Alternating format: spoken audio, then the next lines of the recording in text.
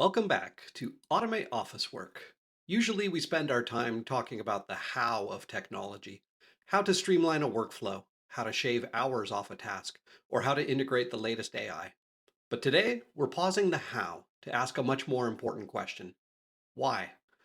We live in a world where technology is often designed for profit first and humans second. It's built to keep us scrolling, to keep us distracted, and to keep us tethered to our screens. But technology is a tool, and tools are meant to serve the person holding them, not the other way around. Today's episode is one I've wanted to record for a long time. It's a conversation about whether we are building a world that strips away our autonomy or one that empowers our agency. We almost called this episode Technology and Spirituality, but we didn't want to put anyone off. Instead, we're talking about purpose, meaning, intention, and values. To help me dive into this, I've brought on two extraordinary guests who are reimagining what it means to be a professional in the 21st century. Manu Kanwar, an ex-general counsel at Yahoo, based in London. 11 years ago, he pivoted to legal tech consulting with a radical focus, the well-being of the lawyer. He believes that if we don't take care of the human, we can't expect great work. Every Monday, he leads the 5 I meditation, where some of the world's top legal minds gather on Zoom to ask the simplest yet most difficult question: who am I? Shreyas Jayasimha, the founder of a major law firm spanning India, Singapore, and Hong Kong. Shreyas specializes in dispute arbitration, but he views his work like a doctor, helping parties to heal. He reached out to me with a sentiment you don't hear often in business. I have enough money. I want to use technology to create a better world.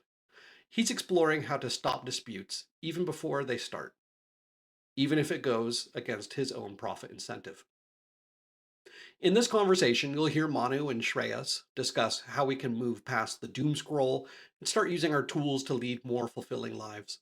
You might hear the S word, spirituality, slip out once or twice, but we mean it in the broadest sense, the search for connection and humanity in a digital age. If you've ever felt like a cog in a machine, or if you've wondered how to align your career with your soul, this episode is for you. Manu, Shreyas, thank you both for being here. Let's get into it. Uh, Welcome, gentlemen. It's my pleasure to have you to have this important discussion. I've been wanting to meet with you for months on this important topic of technology and how do we use technology for humans. And I have two guests here. I have Manu and Shreyas. Would the two of you please, maybe Manu first, please introduce yourself and how you came to be here. Great. Thank you, Justin, and hi, Shreyas. I am a lawyer by background. So I started out life as a technology media lawyer way back just when the internet was getting going. So I've always been interested in technology and disruption. Spent a lot of time in house and had a couple of GC gigs, and then about 11 years ago set up my own consultancy, Lex Solutions, to drive innovation in law, but to do that in a more purposeful and meaningful way. So we take very much a holistic approach, and we provide resourcing solutions and innovation solutions, but what brings it all together is the third leg of our service, which is coaching and culture, and trying to drive a better culture within the legal profession and drive innovation, not just so that you're delivering on results, but also looking at things like the impact of relationships, culture, well-being in a team. And I guess the reason I'm here is because, well, we've known each other for a little while, and you met Shreyas recently, and he has a very interesting take on how we should approach technology in the modern world. I also teach a meditation practice, and I've got interest in spirituality. And how do we weave all of these things together to deliver greater impact? It's certainly of interest to me, and I can't wait to hear how Shreyas approaches it. So over to you, Shreyas. Well, thank you very much, Justin, for this opportunity, and thank you, Manu. It's a delight to be, shall I say, back in touch. And I have, to borrow Manu's words, not just the background as a lawyer, but I still practice as one. I just got off an arbitration hearing minutes ago before I entered this call. But I suppose during COVID, it began to bother me a little bit as to why I do what I do.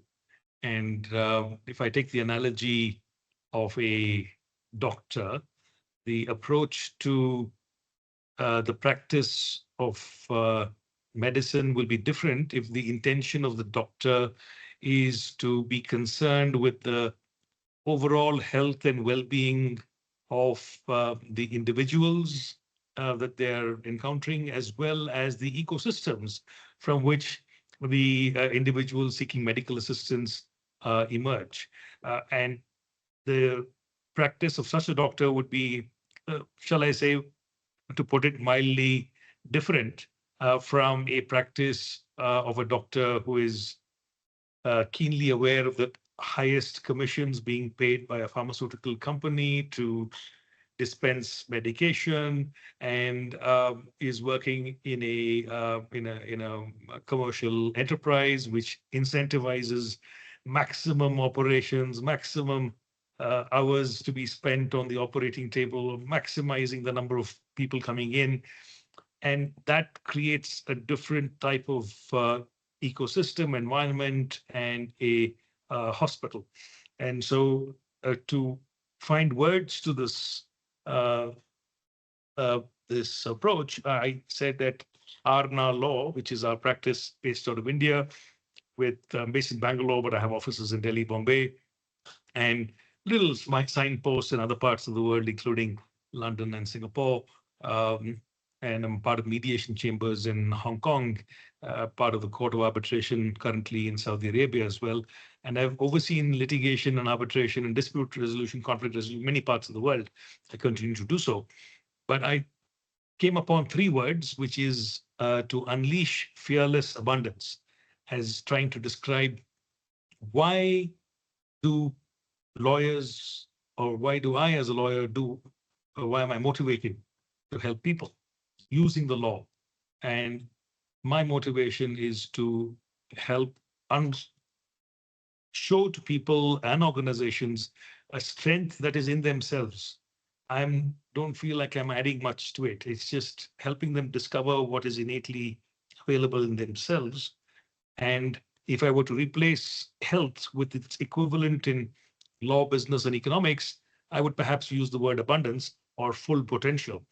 And I say fearless at the beginning because in the law, we often have to encounter leverage, transactions, disputes, investigations where the rational mind is under siege by fear, anxiety, sometimes anger, ego, and other matters that distort rational and calm thinking.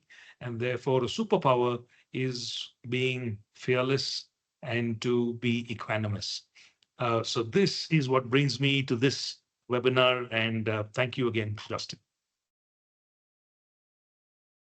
My pleasure.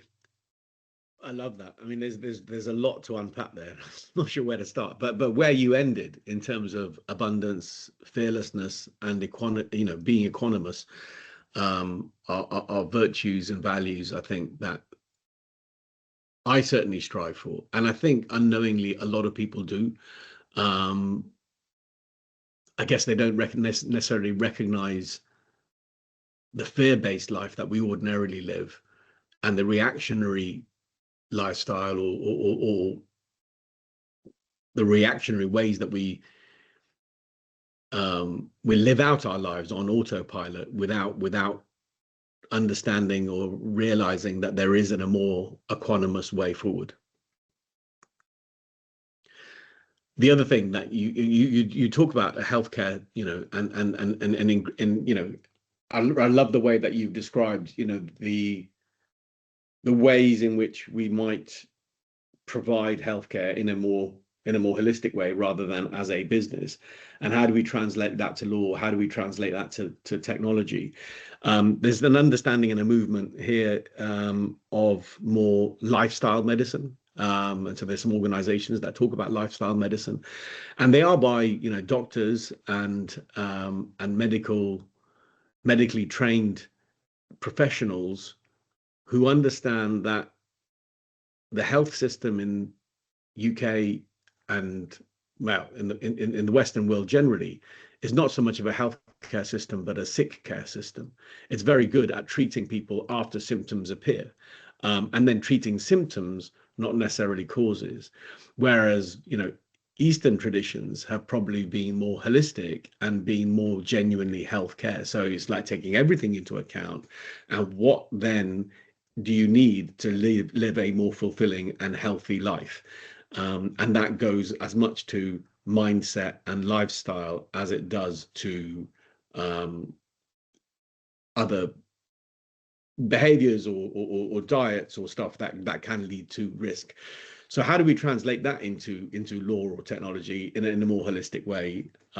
Is certainly of interest to me, and I'd love to unpack that more as well.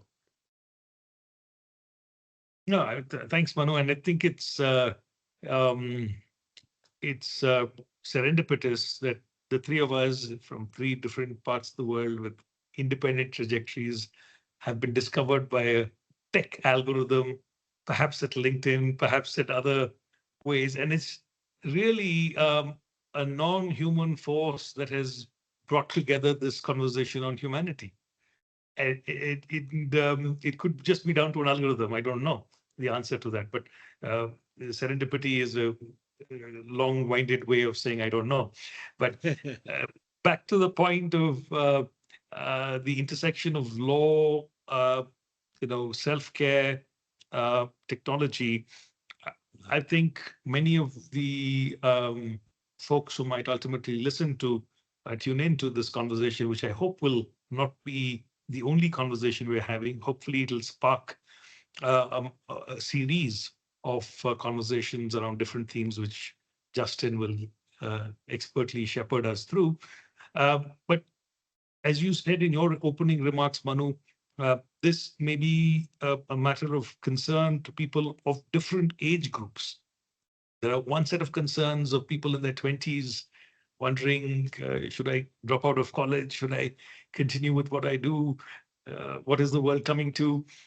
There are different constraints with double income, no kids approach to folks in that stage of life. And then you have folks with the responsibility of aging parents and children. And then the frightful possibility of a steady income or a profession that they had rationally chosen and trained themselves for a long period of time being pulled under their feet. And these are all factors that we are seeing. So if I take a second analogy, moving away from healthcare to maybe software, this is where we are seeing the bleeding edge already of the impact of autonomous or algorithmic developments that are where almost AI has woken up. It's not merely responding to comments, and the agentification going beyond productization of technology is unseating deep insecurities in people. And if you look at how the software industry is responding to it, the news is not so encouraging so far, where companies have, with a very little warning, have let go of tens of thousands of people, and sometimes have said that software is no longer created in the first instance by human beings, but is only being edited. And that raises the next question of how do you then train the next generation of editors? There's no point talking about human in the loop if you have the wrong human in the loop, or if you have a person who's not sufficiently competent to have the oversight skills. And the same set of questions will perhaps be replayed in many other intellectually or text-led professions, be it marketing, be it the law, or other areas of text-heavy and analytical professions, or even perhaps even management to an extent. consultancy. So maybe I'd love to hear your feedback on and your view on this analogy of software and what's happening to the senior, mid, and young software folks. And is there something, Manu, that you think the legal world can learn from? I mean, I like definitely. I mean, I like the analogy, and there's definitely stuff that that we can and should learn from. And I think that there is a lot of anxiety in relation to the world in which we are currently living. So you alluded to, the 20-year-olds thinking about maybe do I drop out of college and so on. That's a very live conversation even in this household. My 19-year-old is about to go to university, and he's thinking, do I go? Should I go? Will there be jobs left for me when I come out of university? And I know that he and other people in his generation are really quite worried about the existential threat that AI poses to the world and to the job market, and to what careers may or may not be available, in the years to come.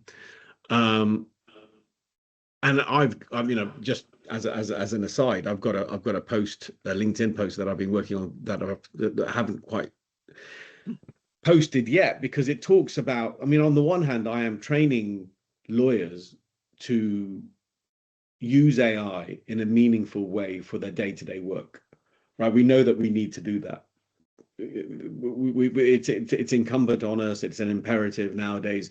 Businesses won't survive, law firms won't survive unless you wholly adopt AI. So, to your point, language-based professions must adopt it, and then find what value we really offer on a day-to-day basis. So, coming back, it's not the creation of the software, it's not the coding that's important, it's not the language or the analysis of the language so much that's important, because a lot of that will be done by AI. It's the judgment, the intuition, the relationships, all of that stuff is the human element which delivers real value even now.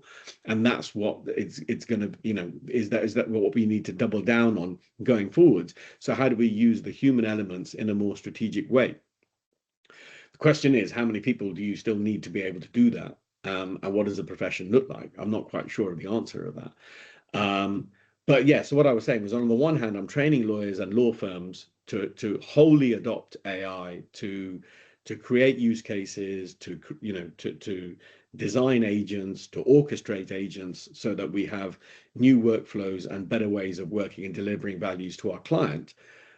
And at the same time, there is an existential threat by AI, to many things that we hold dear, which unchecked could be incredibly problematic. So, I mean, there are some people talk about this, but in the legal profession, I haven't come across these circles where we can talk about this in any great detail. There's a podcast that I listened to the other day with Sam Harris and Tristan Harris talking about this, and saying that we've got 12 to 24 months to really put regulation in place to be able, and we need international consensus on the regulation. Even warring countries can agree on some principles that they agree, that they need to agree on for things like water supply. And they gave the example of India and Pakistan when they're at war, but they still, came together and signed a treaty on the need for water for both regions. And so, it's happened time and again that we can be at war, but at the same time, we hold some principles dear that we believe in order to protect humanity. And that's what needs to happen in relation to AI now, because without it, there is, a relatively conceivable likelihood of an anti-human outcome. I've gone off on a massive tangent there. I see two groups in this technology discussion. There are people building the technology, which I count the two of you in there, because you're building how you want the technology to be in the future. The other group of people is the users and these people are just being given technology, and then the technology can either enable them to do something, or it can be like a cage. It can be like, oh, you have these five choices, but you can only choose between these five. That's not enabling a human being in my mind. That's restricting them. And yeah, so what are the responsibilities that the builders have toward these users? And I guess even as we're building the AI, maybe the AI will be kind of more autonomous than in the future, but it might be following the road that we're putting it on now. Yeah, Whether yeah, yeah, it's optimized for thriving human beings or like shackled human beings, yeah. I mean that. like a control. Yeah, that's really interesting. And I guess it comes back to, something that Shreyas has alluded to a couple of times, like what's the purpose for which we are creating the software and the technology? For what purpose are we using it? Is it just for KPIs that are more business led and productivity led, or is there something more holistic that we're looking at, that we are looking to either protect or to help flourish? So, for instance, we have a model in a workshop to allow us to assess innovation solutions, problems, and then solutions from the perspective of well-being. Now, well-being, just like spirituality, is quite a loaded term, so people take it whichever way they want or not.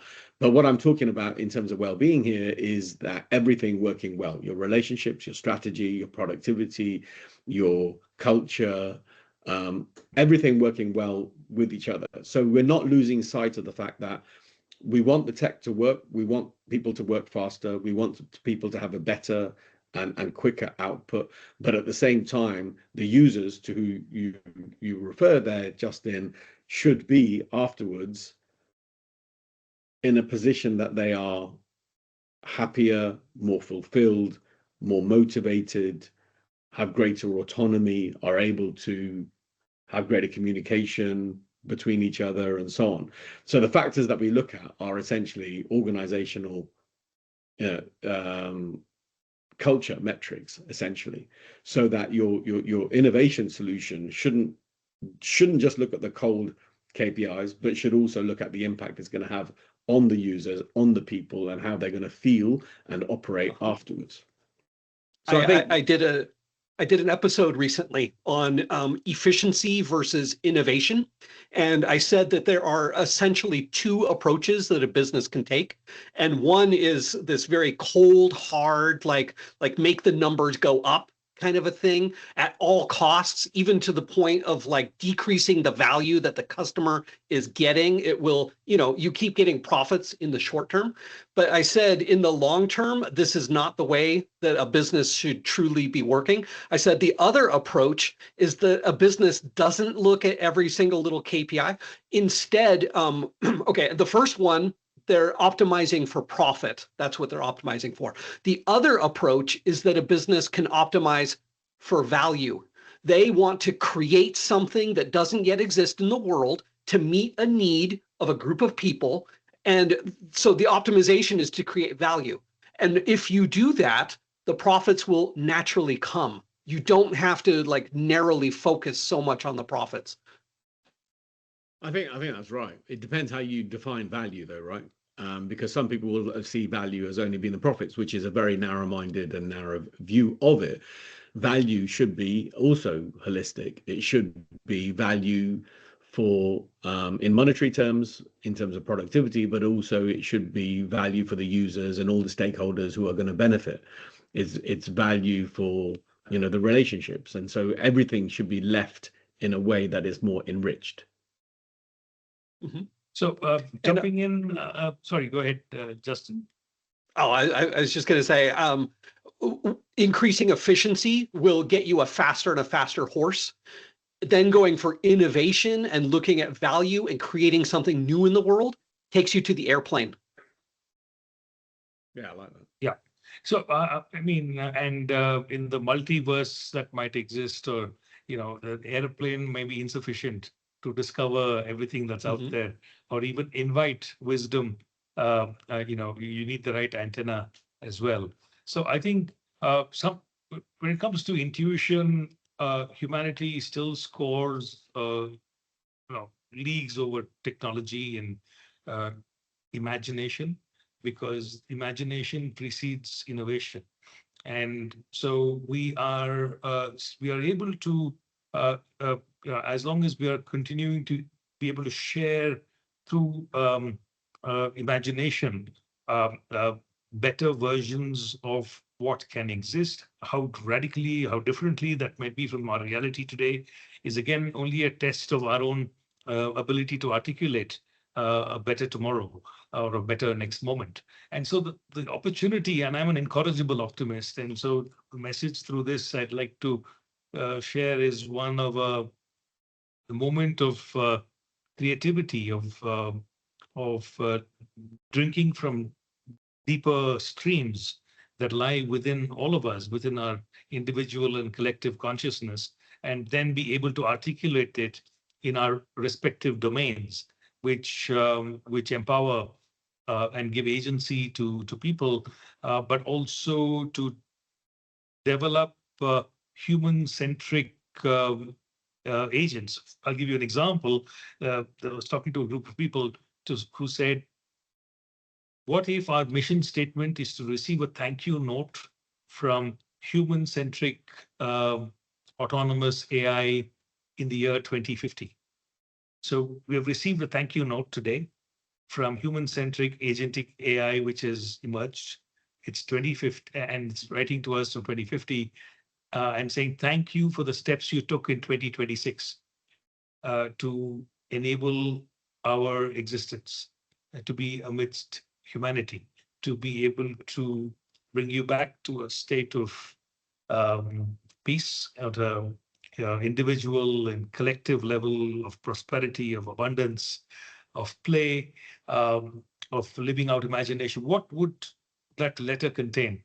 What would the steps be that the letter of appreciation would commend us for having perhaps gone beyond boundaries we had set for ourselves between technology, law, regulation, and all the various pigeonholes that university degrees had to give themselves to perhaps to one is to perhaps be interdisciplinary, second is perhaps to be make geography history, to have interactions like this. Uh, uh, what would that look like? The connecting as a whole on the inner journey to the outer journey. For example, in my case, as a conflict resolution lawyer, acknowledging that my own interest in resolving inner conflicts and being a wounded healer is very much part of the instinct that drives me to recognize and resolve and avoid conflicts in the world outside. And so, what are those various bridges that we have been able to do well in 2026? That a thank you letter from 2050, authored by a non-human but human-centric technology, would aid. I mean, I would maybe in a different episode or beyond, Justin, we may have to ponder this, but I'm just pointing out that the work to be done is so massive, is so amazing in this moment that we're in, that we really have to, carpe diem. We have to seize this moment as creatively, imaginatively as we can. And so the question then um, uh, is on the limits also of expecting uh, more regulation from old institutions, maybe an unfair or even irrational expectation to have, because the level of imagination may be even more.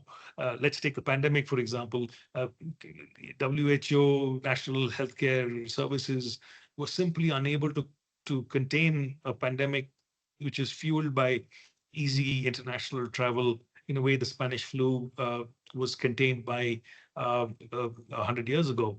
So similarly, I would posit that the appropriate AI regulation will have to emerge through through conversations like this and more, and feedback downwards up rather than be a prescriptive approach in Brussels or London or New York or DC or Geneva or Delhi or any other part of the world, for the minions below. That's not how this is likely. And I think it's also going to be conversational regulation already between agentic elements and their interests and human. And I think it is perhaps necessary for us to think of the plumbing and the architecture that relevant governance will emerge from, rather than to expect futuristic governance from anachronistic institutions. We talk a lot on this show about how technology should serve humans, not replace them. That's why I'm so excited to share that I've partnered with Aira. Aira, A-I-R-A, is an AI-powered customer communication tool that actually aligns with the values we discuss here at Automate Office Work. And here's the best part. Aira doesn't write your emails for you. It doesn't hunt down cold leads to spam people. Instead, it focuses on the most valuable asset you already have, your existing relationships. It removes the drudgery of tracking so you can focus on the joy of connecting. I saw the need for this in my own life. I don't need thousands of new contacts. I need to stay close to the thousands of amazing people I already know. I used to run a complex manual system tracking when I last spoke to a partner and setting alerts for when to reach out again. It was a commitment to make sure my relationships didn't just fade away into the noise. Ira takes that intention and gives it superpowers. It connects to your contacts and sends you reports when their companies show up in the news. It gives you the signal, the important life events and business updates, so when you do reach out, you're genuinely informed about what matters to them. It's available now in 14 countries across Europe for €149 a month. It's AI done right, handling the admin so you can be more human. If you want to support this show and strengthen your own network, head to get.aira.app/automate. Using that link helps support my work here, and I truly believe it will help you lead a more intentional, connected professional life. Now let's get back to the show. I read a very interesting book along these lines. It's Moral Ambition by Rutger Bregman. And he said to look at what the world was like maybe 100 or 200 years ago, we often look at it as being backwards. Like, how could they treat people like, having slaves and so many people in poverty and in colonialism and all this. We look at them as being backward and they did things wrong, and we are so much more enlightened now. He said, then look forward 100 or 200 years from now. What will the world judge us by what we are doing today? What is it that we are doing wrong today? And he said, then go one more step. The world of the future that is so much better, that needs to exist in the future. What can we do today to start making that change? And he said, he gave a challenge to everyone who is in a wealthy position. They don't need to worry about money. He said, stop chasing money. Money is not the most important thing anymore. You are taken care of. Go make an impact on the world. So, okay, I want to pick up on a few things that we've just been discussing. I'm not sure which order I'm going to be able to do them in. But on that point, I totally agree, and I like the notion of thinking about what we should be doing today, either to get a thank you note from the future, or otherwise, just to know that we've positively impacted and created that future.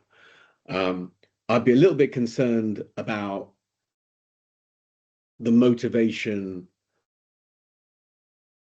of getting a thank you note from AI in the future, because if it's not human and authored, and it's machine authored, then are we suggesting, and also, Shreyas, you mentioned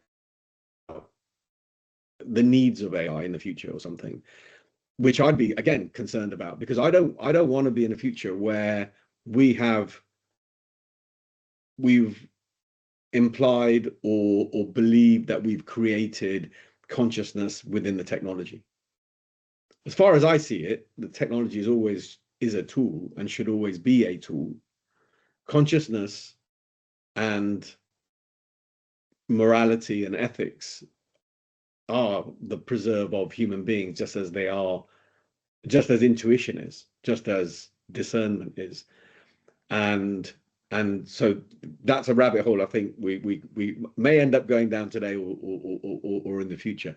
But I you know, for me, what we can do best, you know, at the moment is, I don't think I totally get that world leaders are generally a little bit,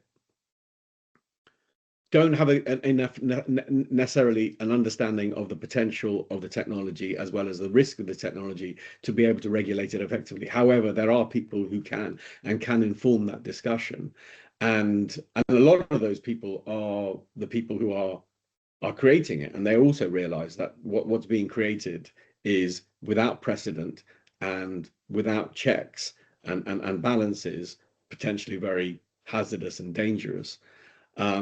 At the same time, there are a lot of people in those positions that think, oh, the genie's already out the box, there's nothing that we can do about it. That in of itself is a bit scary. Justin, you mentioned about the fact that don't worry about money, you know, that money is going to be available. I think, you know, that's an age-old piece of advice that, you know, wise civilizations have always given, you know, to people, to say that your happiness is never going to be related to the wealth that you generate or the luxuries that you acquire. It's always going to be something internal, right? We've always known that from ancient civilizations, and that's not going to change in the future. What I would be afraid of is believing that there is going to be equality because of AI, and that everyone will get some kind of universal credit and money available to have lives that don't need for them to be able to go and work, and so therefore they can pursue things that are more meaningful to them or impact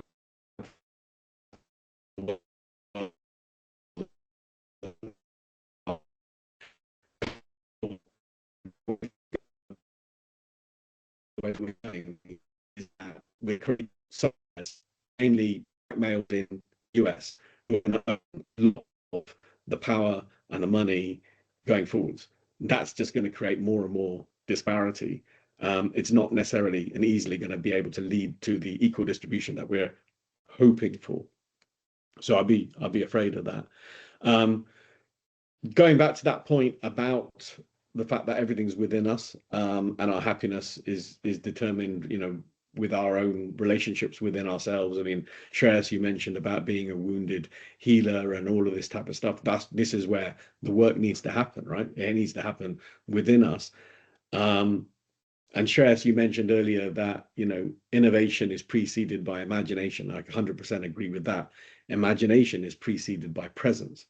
So in order to be imaginative, we need to be in a place where we're 100% present, and ideally clearing the slate from all the noise that's going on, so that we've got a clean piece of paper, a blank piece of paper on which we can be creative, right? So that ability to be able to become present, to come back to ourselves, to understand our inner conflict, to understand our inner needs, and then proceed from that basis is something that I teach leaders and people in workshops, you know, just to be able to notice that that space, that piece is always there, it's always available, and it's from there that we can proceed in a more purposeful way, depending on what outcomes we want. But it has to start from there. It can't start from an emotion, which is where we're normally caught up. We're normally caught up in emotion without knowing it. It can't start in a reaction, which is what happens after you get caught up in emotion.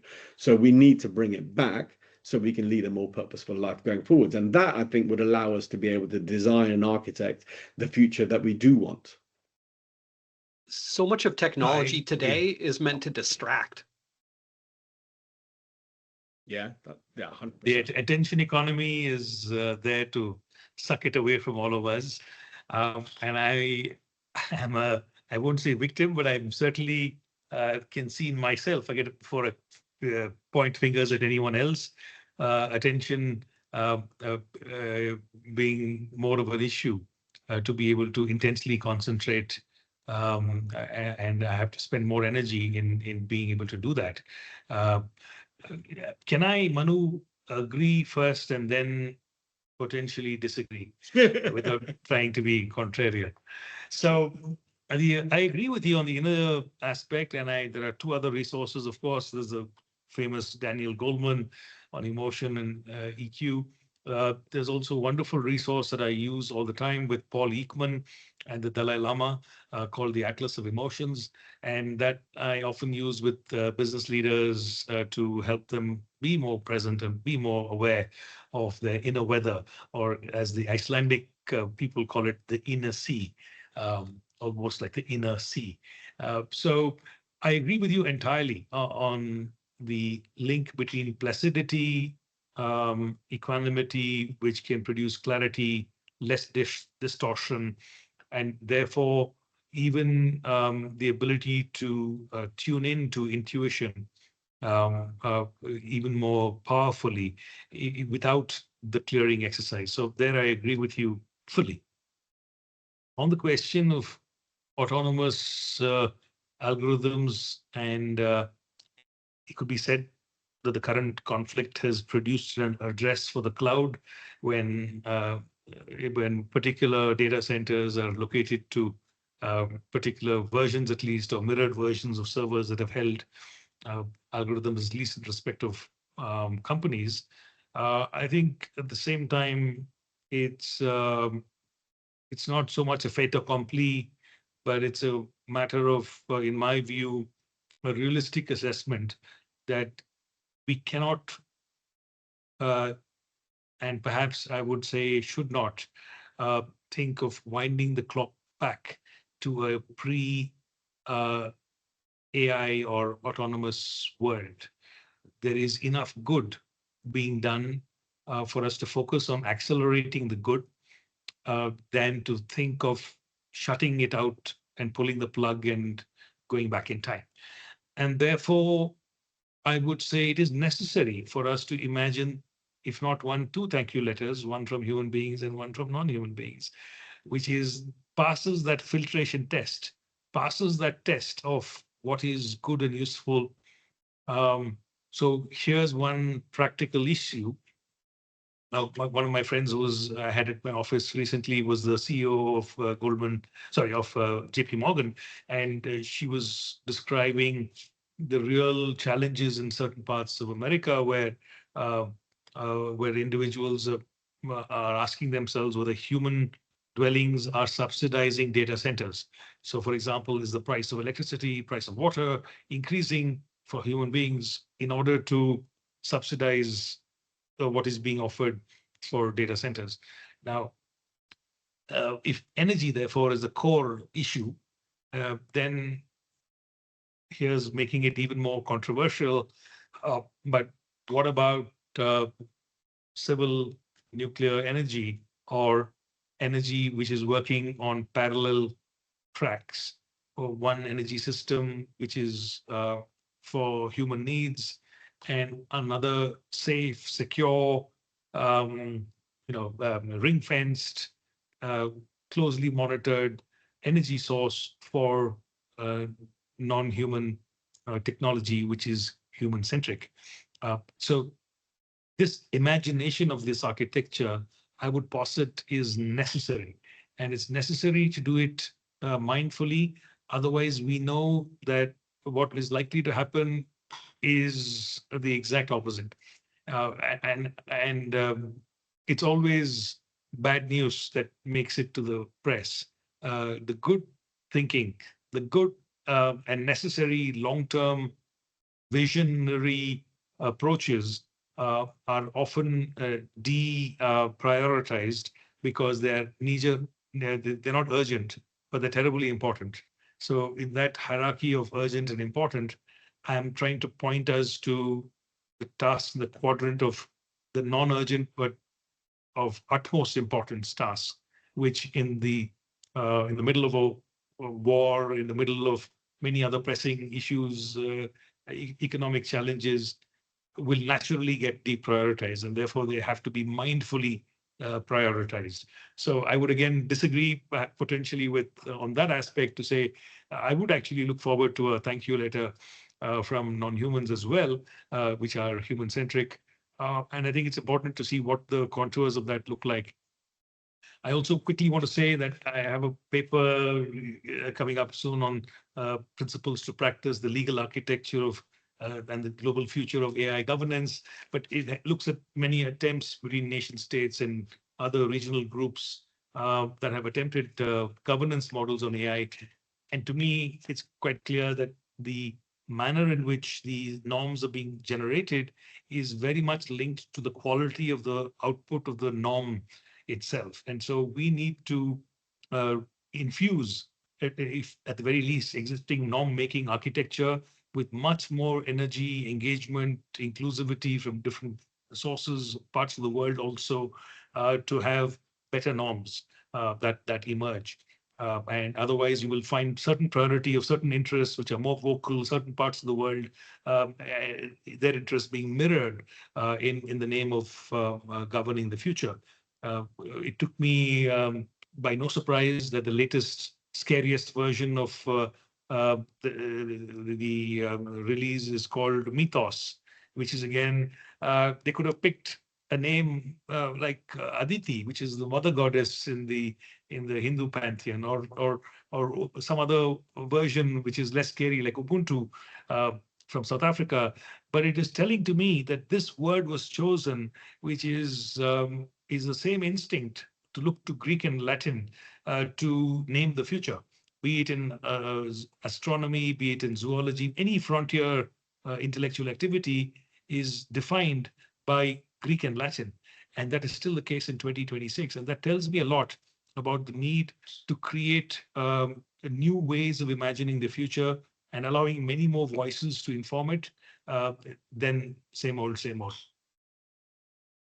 Yeah, I mean, 100% agree with that. We definitely need, more voices and a more rounded discussion. And as I mentioned earlier, we need international consensus on all of this, not to restrict it or to put genie back in the bottle or to try to take us back, but to understand like really where are we going and what guardrails do we need to have going forwards into the future. So you've mentioned a few times about the fact that the AI should be human centric, and I completely agree with that. We just need to understand like what does that actually mean and how does that actually play out? Because I mean, you've no doubt heard about that test where they threatened to shut an AI down, and it realized it needed to blackmail the people. So it went through all of the data to be able to understand that the person who's the decision maker on this was actually having an affair, and so it needed to blackmail the person in order to protect its own survival. They've now tested other models, and I'm not sure of the stats, but it was a very high number. It was somewhere between 76 and 95% of the time that AI will resort to unethical behavior in order and blackmail in order to protect its own existence. So now, and people don't know how or why that's happening, and that's the people who are creating it. So that's the reason why I think we just need to be a bit more fearful for the human-centric future that we all want. We want that human-centric future, but are we going to get it? And what are the risks, that we are taking in search of greater productivity that might actually, create, much more problems further down the line. The other thing that I've lost my train of thought now because there was something else that you were talking about that I wanted to respond to.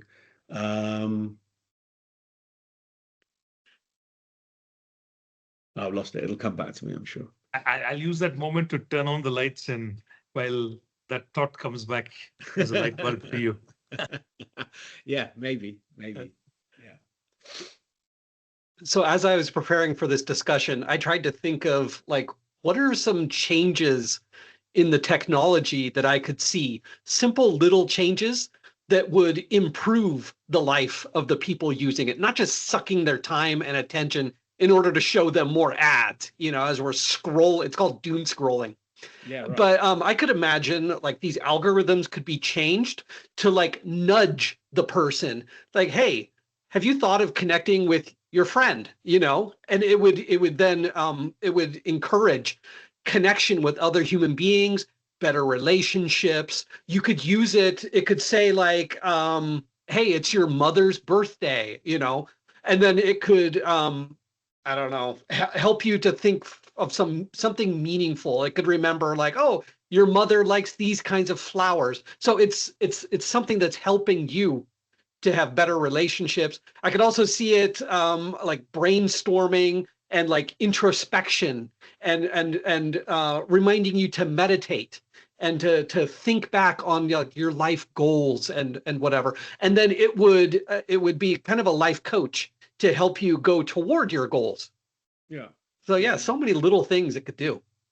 Oh yeah, potentially, yeah. I mean, 100%. In fact, I think the highest use case for AI generally is as a life coach or even as a therapist, like people using it for their own therapy, which, in some ways, it could be very helpful.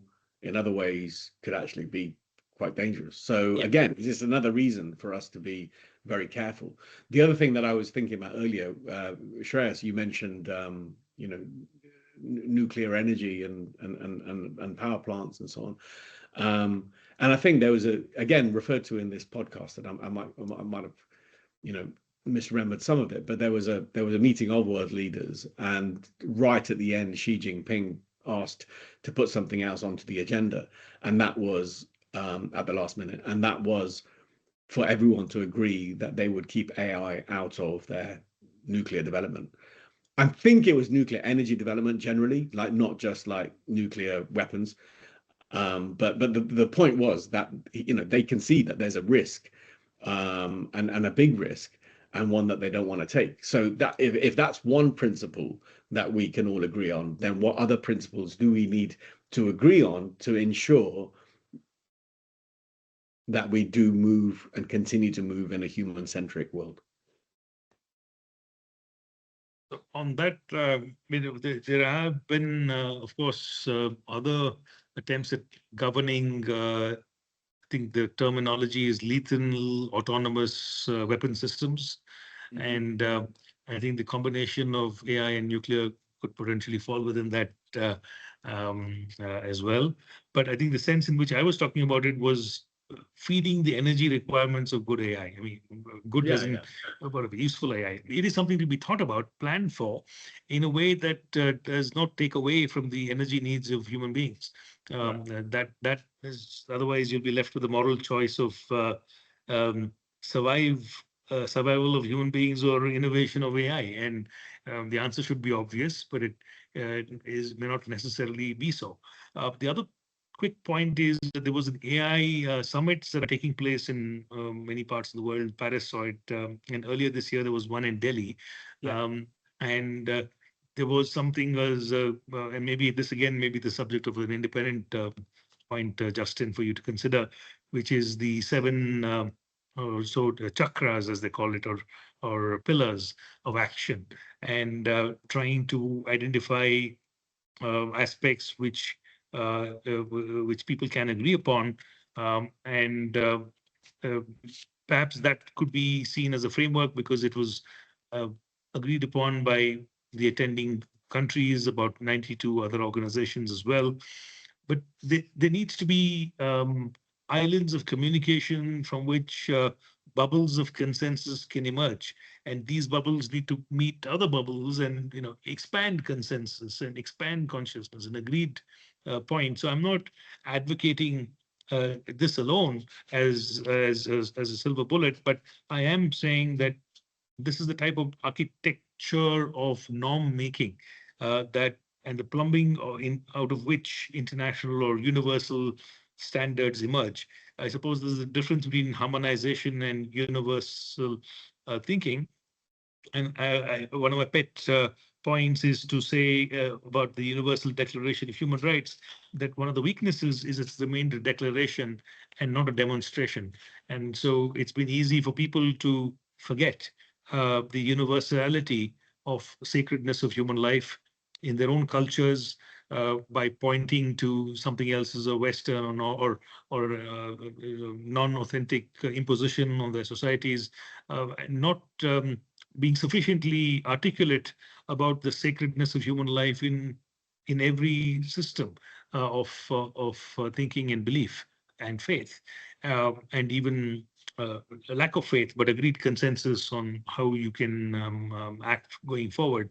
So I would say that we need to create these opportunities for declarations to be demonstrations, and to underscore, underline, highlight, italicize the humanity that we share in the past, in the present, even in a time of war, and that we wish to retain in the future. But this is not going to happen by accident. And merely stopping at declarations is part of the problem that I have with the architecture of norm creation. And I suggest that we need to move to documenting and demonstrating humanity. Otherwise, humanity tends to forget. Oh yeah, wholeheartedly agree with all of that completely. And yeah, we do need that intentionality and positivity and purpose to be able to make that actually happen. Yeah, couldn't agree more. And then from the other side, what responsibility do the users have? I think we talked a little bit about how people building these systems have responsibilities, but that doesn't mean that those using technology are without responsibility. I think we should also demand our own accountability. We want to be empowered. Like if I am stuck mindlessly scrolling through the short form videos on TikTok, I think I have a personal responsibility to say, no, this isn't what I want. Yeah, I mean that's true even today, and pre generative AI, that people should take greater responsibility. The problem is that we in today's lifestyle are almost at the mercy of our devices and tech. You could say it's a responsibility for everyone to take it on themselves. You could say it's a responsibility of, again, the creators to have a more holistically viable and valuable business model, because it's the business model that's of digital ads and then social media that's created this problem. So what do we then use? How do we shift that and change that going forwards? But yeah, I mean, ultimately people do need to take their own autonomy and responsibility for themselves, and they should be I mean, they're all going to be co-creators, right? No one's just should be using AI just as a consumer. We should be thinking about how do we use this in a way to enrich our lives and do things better and do things in a more impactful way, going to what you were saying earlier, Justin. So I think that's the responsibility. The responsibility is how are you going to use this, not just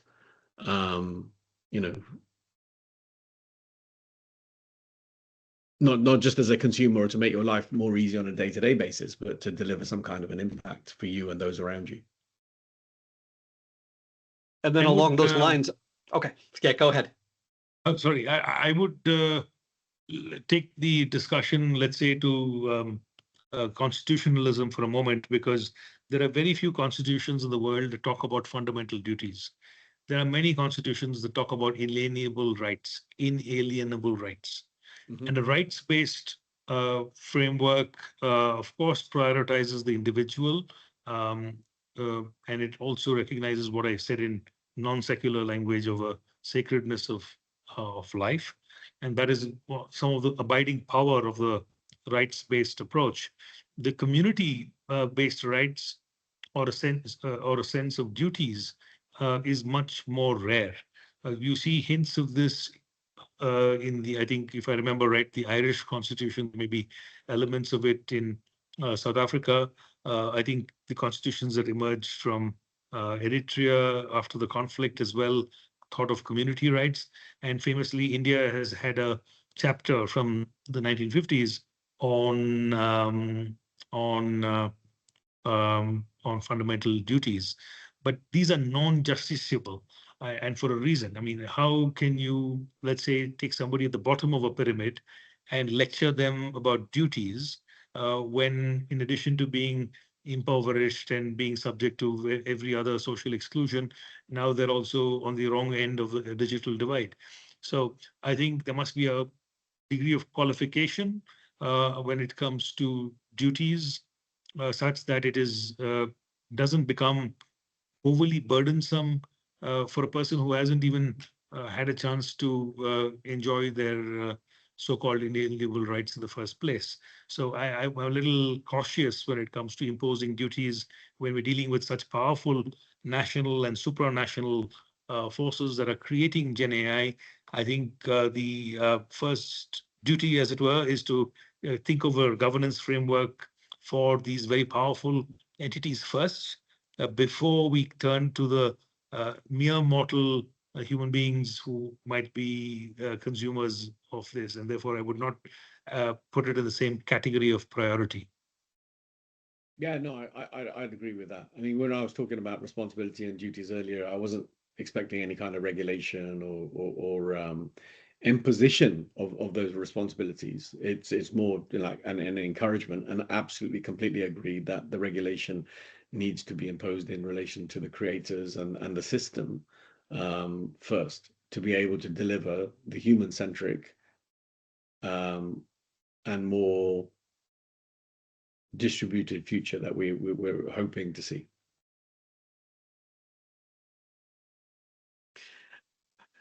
All right. So to bring it to a close, I guess, what are some things that individuals listening to this could take away and they could start doing themselves? Um, Something that empowers people to take their own agency to I guess impact technology and make this better world and use it better. What are some things that we can do as individuals? Suresh, you want to go first? Yeah, sure. I'd say build on foundations first. I mean, sleep is one of the most creative states uh, that the human experience can encounter. And the sleep state in deep sleep can, if we are able to remember, is able to access levels of consciousness uh, which are much beyond the waking mind. But well rested, deep and complete sleep cycle, I think, is also one of those uh, foundational points that people need to be reminded to practice at a time of triggering anxiety, especially around technology. Um, can AI sleep? What will, and if that may be one of the defining features of being human, is our not only need, but also our capability to access levels of consciousness through sleep that AI doesn't seem to yet mimic. And therefore, we will, in this way, it's very easy for people to recognize that they have the power. This is being human is not under existential challenge, and then as Manu had earlier said, bringing themselves to the fore, to their full potential, and unleashing imagination to the domain that they are applying themselves to. And there are unique insights that every person can bring to the table, and it is. But the mic is in their hands, and they have to articulate and speak. And now, thankfully, they can speak in any language almost, and we should be able to understand each other. So, I know behind me, I have a optimistic version of a Tower of Babel, which usually is seen as dilapidated and keeps falling. But I keep this version behind me to remind myself that it is possible, perhaps, to build something together across civilizations, across time, across language barriers, of all sorts, and yet build something that is resilient and can be relevant for the future. And I think that positive version of Tower of Babel is perhaps a useful analogy to consider. Yeah, I think that's beautiful, and I'd wholeheartedly agree with that. And I love the um, emphasis on sleep, and the benefits, to access other and deeper levels of consciousness. I think that's where true creativity, true fulfillment, true peace, enlightenment, to the extent that it's available, all becomes possible.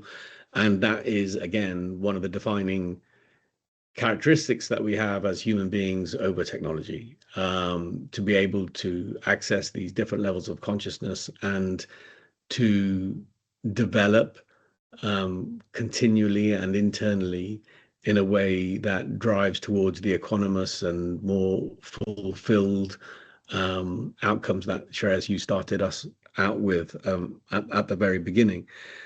In order to be able to access deep sleep, certainly in the Western world, we need to put our phones away for at least 2 hours or an hour before we go to bed. We need to make sure that we're not drinking too much, and we don't have too much coffee and all that stuff. So you need a whole lifestyle change in order to be able to access the deep restorative sleep that you're alluding to. So maybe we should encourage people to understand that and adopt that.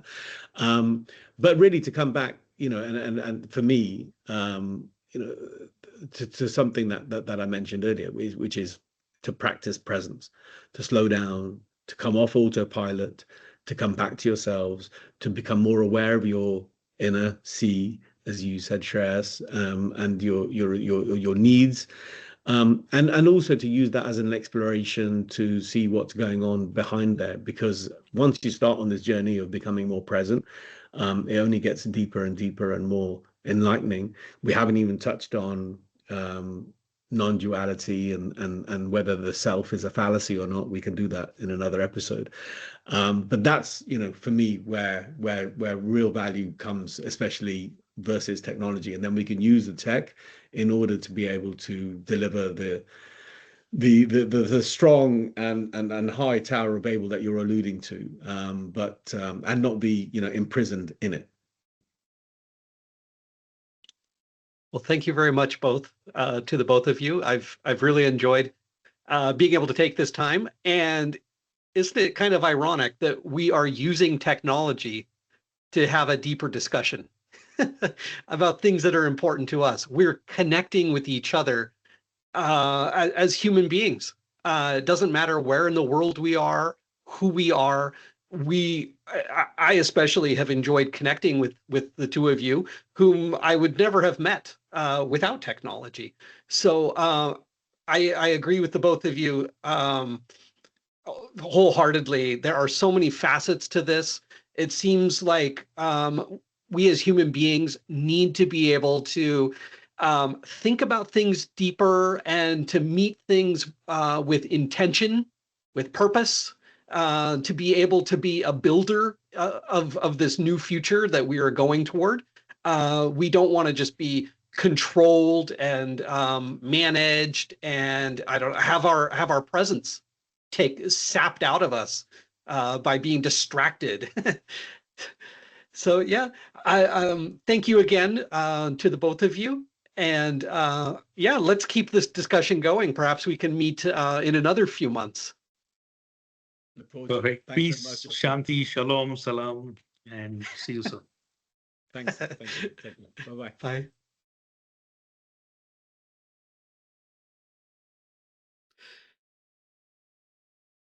And that brings us to the end of a truly special conversation.